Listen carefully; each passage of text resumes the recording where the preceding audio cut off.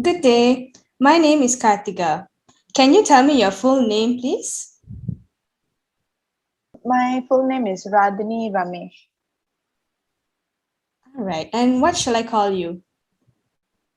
You can call me Radheni or you can call me Rads.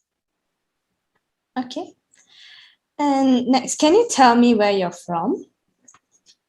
I was born and raised in Selangor and I'm still here until now.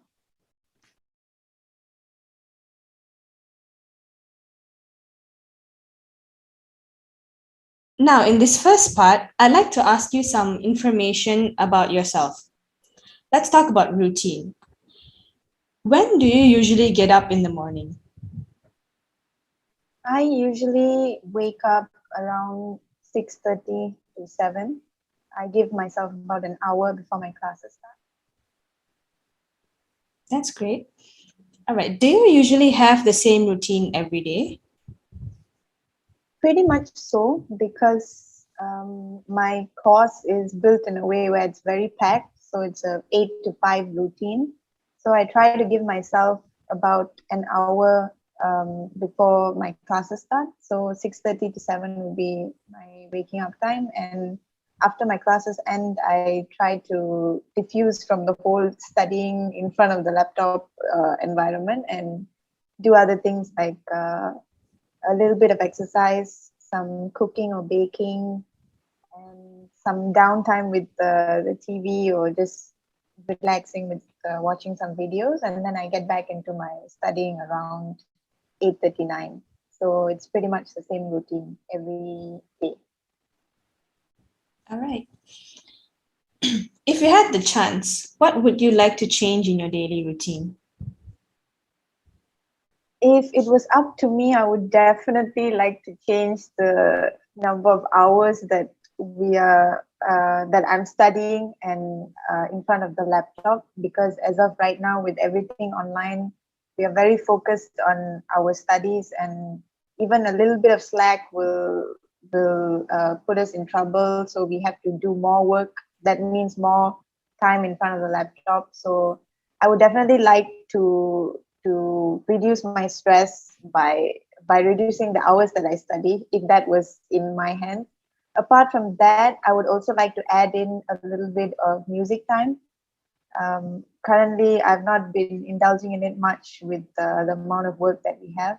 And lastly, I would also like to add in some fun time like cooking or baking, because uh,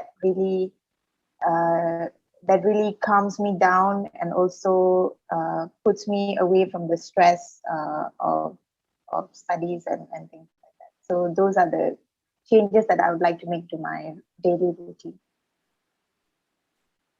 It's great to hear. All right, that is the end of part one.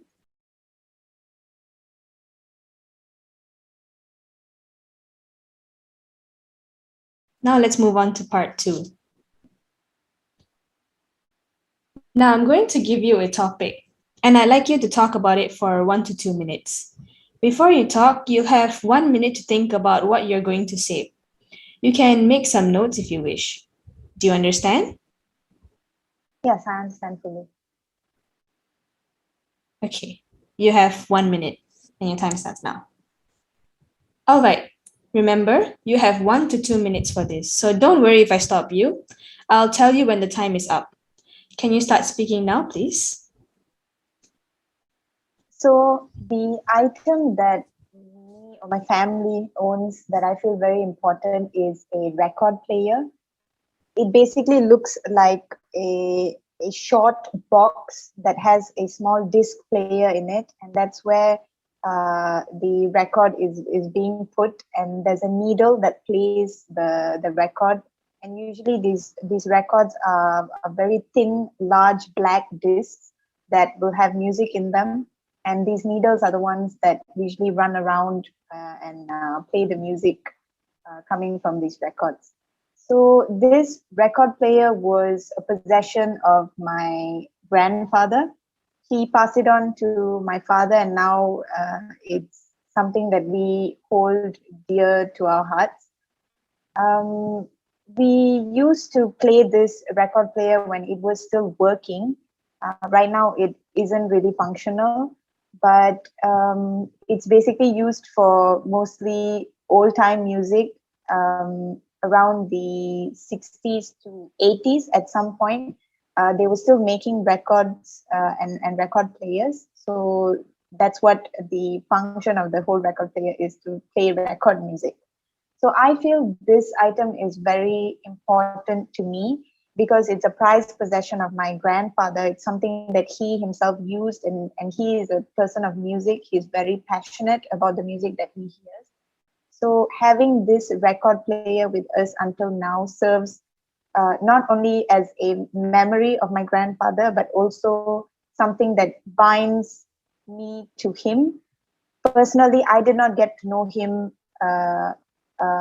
in person.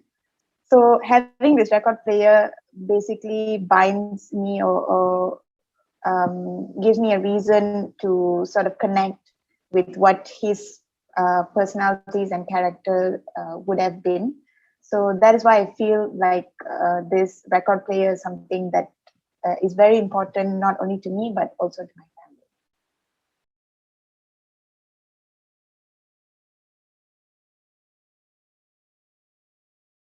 All right, let's move on to part three. We've been talking about old objects, and now I'd like to discuss some general questions related to this. Let's consider the attitudes towards ancient objects. Why do you think some people like to keep old things, while others don't have any interest in doing this?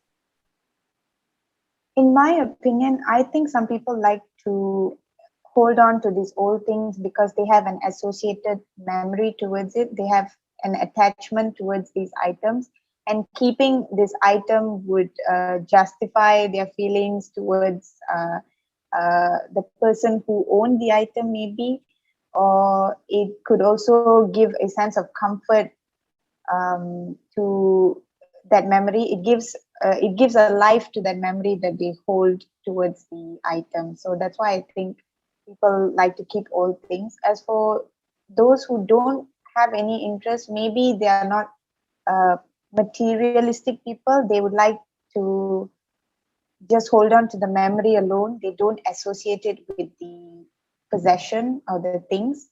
Or maybe they just aren't an emotional person in general. So that would be my opinion. All right. Do you think people should be discouraged from keeping old things? And if you say so, why?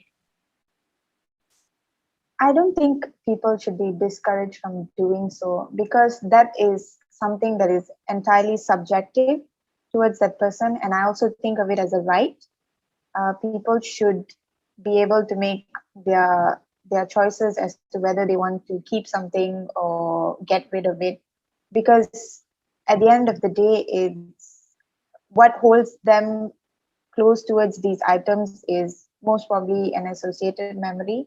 So they shouldn't be discouraged of it. They should let go of it at some point by themselves. Even if that doesn't happen, it's not a necessary act to get rid of those old items. Simply because for some people it can be a emotional trauma. To discourage them and force them to get rid of something that they hold dearly to their heart can cause them a lot of stress, can make them doubt themselves, or bring about confidence issues. And as I said, it's a very subjective topic. So I think people shouldn't be discouraged from keeping old things. Okay. What present day items might be interesting to archaeologists in the future? There can be quite a few. As of in this era, what we are best known for is our technological advancements. Basically, our phones, our laptops, anything with a screen would definitely serve as an interest for archaeologists in the future. Most probably in the future, we won't be using screens. Most probably will be having technology in the air or something like that. So having these these modern tech items would be something of interest for archaeologists in the future.